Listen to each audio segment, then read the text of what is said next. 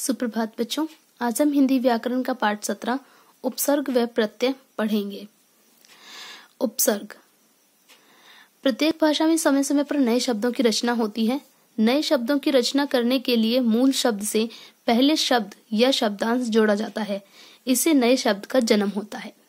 देखिए क्या होता है कि समय समय पर नए शब्द बनते रहते हैं। भाषा में सदैव नए शब्द बनते रहते हैं। अब नए शब्द की रचना करने के लिए क्या होता है कि जो मूल शब्द होता है उसके पहले या उसके प्रारंभ में हम कोई नया शब्द जोड़ देते हैं या शब्दांश यानी शब्द का कोई अंश जोड़ देते हैं, जिससे क्या होता है एक नया शब्द बनकर तैयार होता है।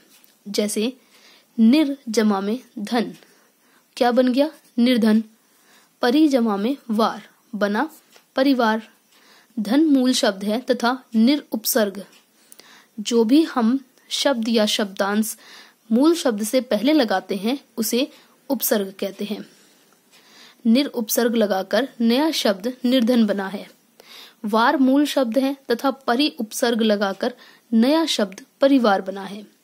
किसी शब्द से पहले जुड़कर उसके अर्थ में परिवर्तन लाने वाले शब्दांश उपसर्ग कहलाते हैं। ठीक है, ये क्या करते हैं?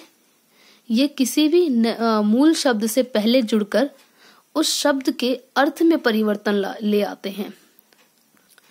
शब्द के अर्थ में परिवर्तन इस प्रकार होता है, जैसे धन, धन का अर्थ होता है रुपया, पैसा।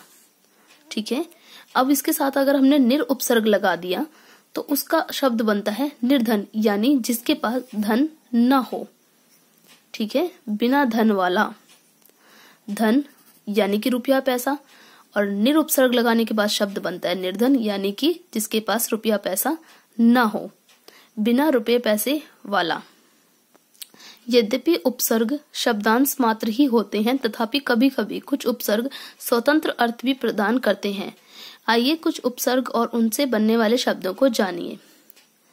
देखिए क्या होता है, उपसर्ग शब्दांश मात्र होते हैं, शब्द का ये मात्र अंश रूप में होते हैं।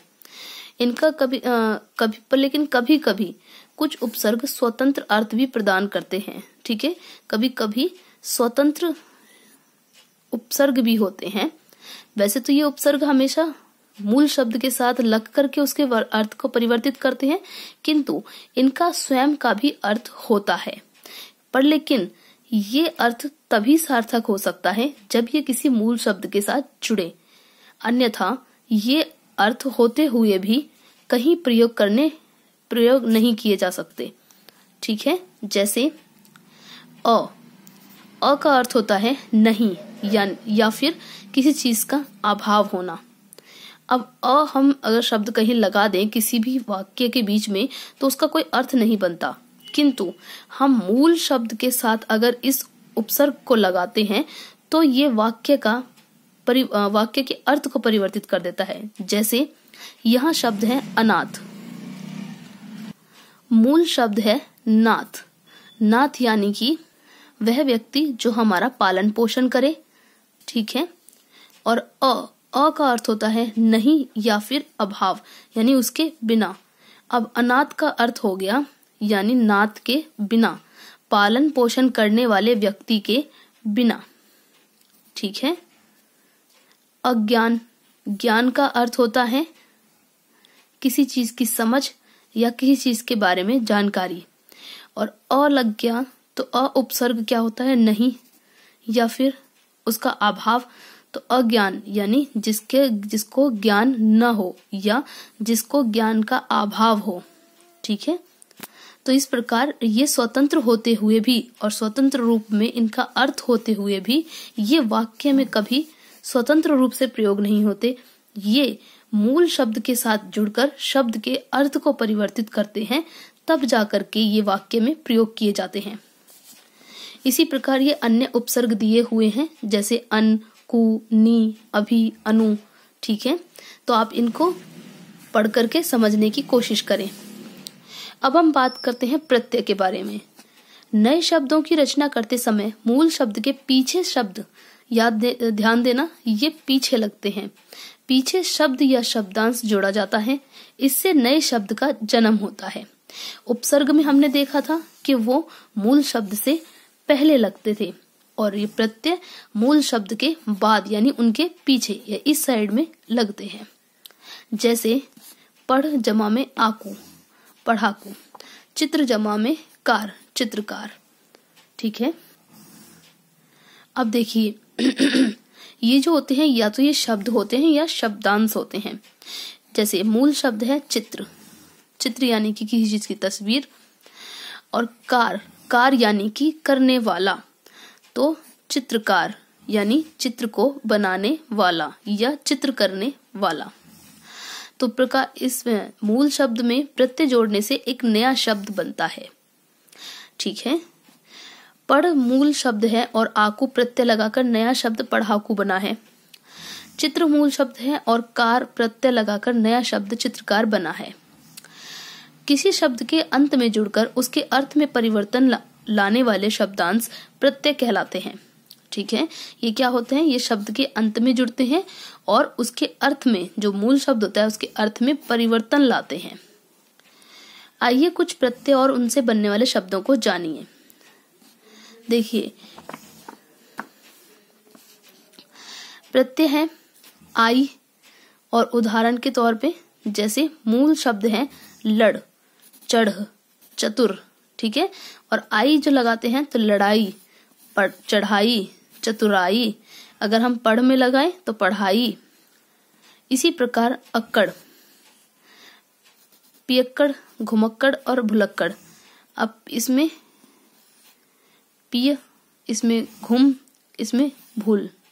ठीक है। ये मूल शब्द हैं। यहाँ पे घूम हो जाएगा, यहाँ पे भूल हो जाएगा। जब ये इसमें अक्कड़ प्रत्यय लगेगा तो ये बड़ी मात्रा छोटी मात्रा में बदल जाएगी और शब्द बन जाएगा घुमक्कड़, भुलक्कड़। ठीक है। इसी प्रकार आन, चालान, उड़ान, मिलान। ठीक है। इनका मूल शब्द है चाल, ये उड़, और यहाँ पे मिल। अब यहाँ पे आन आन प्रत्यय लगने से ये नया शब्द बनता है। इसी प्रकार ये अन्य प्रत्यय शब्द भी दिए हुए हैं जिनसे इन्होंने नए शब्दों का निर्माण करके लिखा हुआ है। आप इन्हें पढ़ें और समझने की कोशिश करें। देखिए यहाँ पे एक इन्होंने आकू दे रखा है। उदाहरण में इन्होंने दे रखा है पढ़ाकू, लड़ाकू, उड़ाकू। ठीक है। इसका मूल शब्द होएगा पढ़, और इसमें आकू प्रत्यय जुड़ने के बाद नया शब्द बनता है पढ़ाकू यानी कि पढ़ने वाला। लड़ाकू, लड़ यानी कि लड़ना। ठीक है। जो क्रिया है लड़ने की, और उसमें अगर आकू प्रत्यय लग जाता है तो नया शब्द बनता है लड़ाकू यानी कि लड़ने वाला। ठीक है। तो इसी प्रकार ये अन्य प्रत्यय भी दिए हुए हैं, साथ ही इन्हें मूल शब्दों के साथ जोड़कर उदाहरण के रूप में दिया गया है। आप इन्हें समझने की कोशिश करें और इन्हें वाक्य में प्रयोग करके देखें। उपसर्ग और प्रत्यय का अध्ययन करने के बाद तुम यह जान चुके हो कि इनके योग से नए शब्दों का निर्माण किया जा सकता है। कुछ शब्द उपसर्ग और प्रत्यय दोनों के योग से बनते हैं। आइए कुछ ऐसे ही शब्दों को जानिए।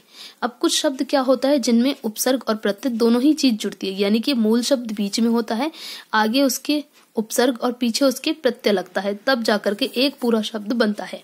अब वो शब्द कौन से होते हैं? जैसे अमानवीय, अ उपसर्ग मानव मूल शब्द और ईय प्रत्यय लग के नया शब्द बनता है अमानवीय।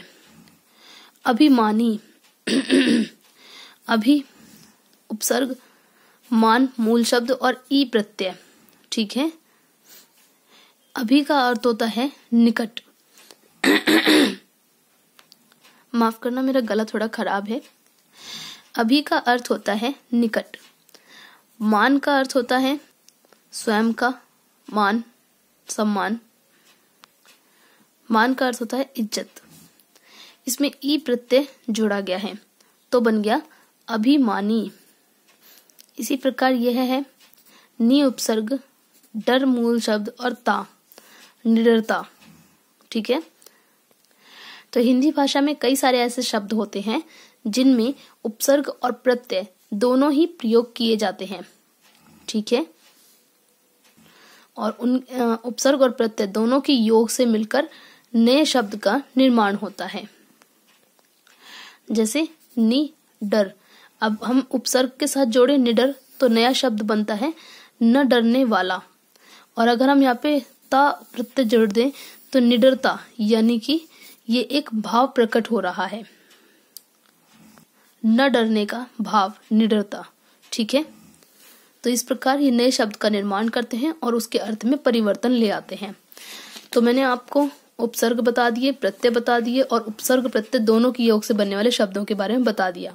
आप इसके अभ्यास को अच्छे से कर सकते हैं। फिर भी अगर आपको कोई कठिनाई है, कोई परेशानी है तो आप मुझसे पूछ सकते हैं, व्हाट्सएप पे मैसेज करके पूछ सकते हैं।